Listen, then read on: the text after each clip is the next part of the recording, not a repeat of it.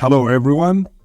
I've got a very powerful yet incredibly divisive topic to discuss today, and it is money. Money is the lifeblood of our economy, a symbol of success and a measure of value.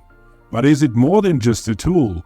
Does it shape who we are, influence our morality and determine our fate? Or is it merely a neutral medium molded by the intentions of those who wield it? In this video, we will unravel the intricate and often controversial relationship between money and philosophy. We will question the morality of capitalism, debate the ethics of wealth distribution, and challenge the role of government in finance. So sit back, relax, and let's dive in. Let's start with the cornerstone of our modern economic system, the capitalism. On the surface, capitalism seems straightforward. It's a system where trade and industry are controlled by private owners for profit. But beneath this simplicity lies a complex web of ethical questions. Is capitalism moral? On the one hand, it rewards hard work, innovation, and ambition. It's a system that has lifted millions out of poverty, driven technological advancement, and empowered individuals to pursue their dreams. The American philosopher Ayn Rand argued that capitalism is the only moral social system because it respects individual rights and freedom. According to Rand, capitalism allows people to act in their rational self-interest, which she believed was the essence of human morality. But is it that simple? Consider the words of Karl Marx, who saw capitalism as inherently exploitative. In Marx's view, capitalism thrives on the labor of the many for the profit of the few, leading to inequality and alienation. He argued that capitalism dehumanizes workers, turning them into a mere cogs in the machine of production, driven by the desire for profit. So here is the question for you. Is the freedom and opportunity provided by capitalism worth the inequality it produces? Is it moral to prioritize individual success over collective well-being? Now let's shift gears and talk about wealth distribution. So imagine two scenarios. In the first, everyone earns exactly the same amount, regardless of their job or contribution.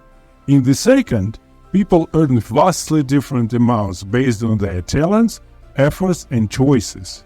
Which scenario seems more just to you? The debate over wealth distribution touches on deep philosophical principles like justice, fairness, and merit. John Rawls, a 20th century philosopher, introduced the idea of the wheel of ignorance to address this issue. John Rawls, a 20th century philosopher, introduced the idea of the wheel of ignorance to address this issue. He asked us to imagine creating a society from scratch without knowing our own place in it, our social status, intelligence, talents, or wealth. Behind this wheel of ignorance, Rawls argued, we would choose principles of justice that ensure fairness for all, knowing we might end up anyway in the societal hierarchy.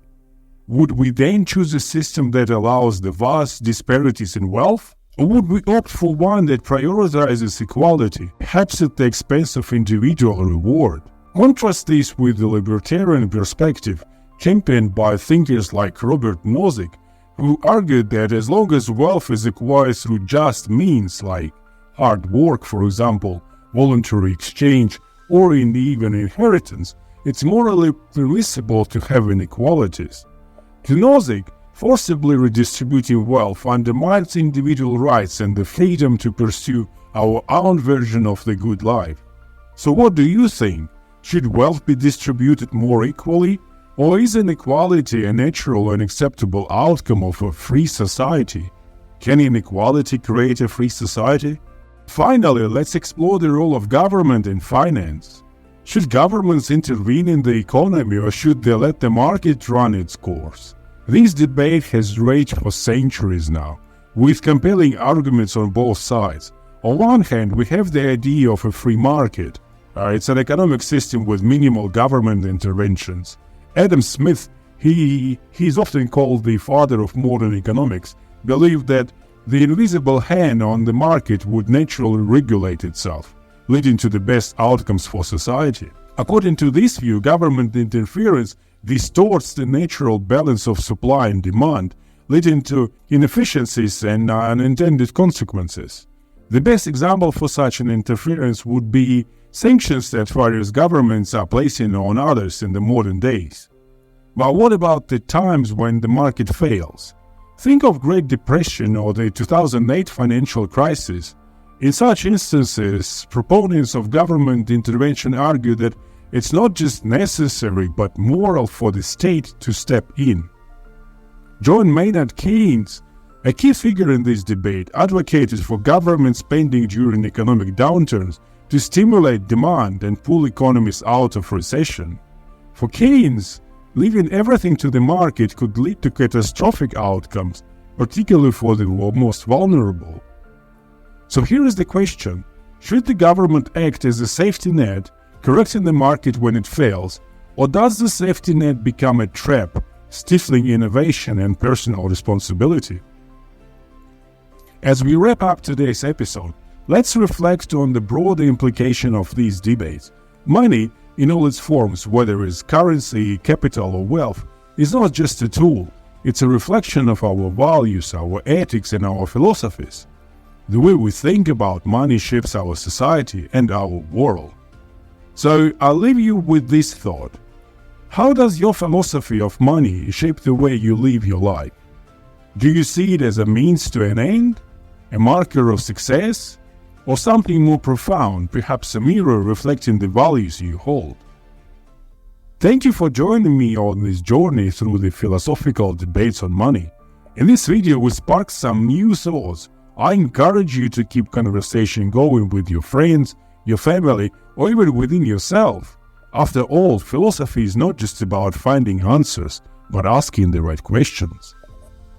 Thank you for joining me today, and if you found this video helpful, please give it a thumbs up and subscribe. Don't forget to share your thoughts or questions in the comments below. Thanks for watching. Goodbye.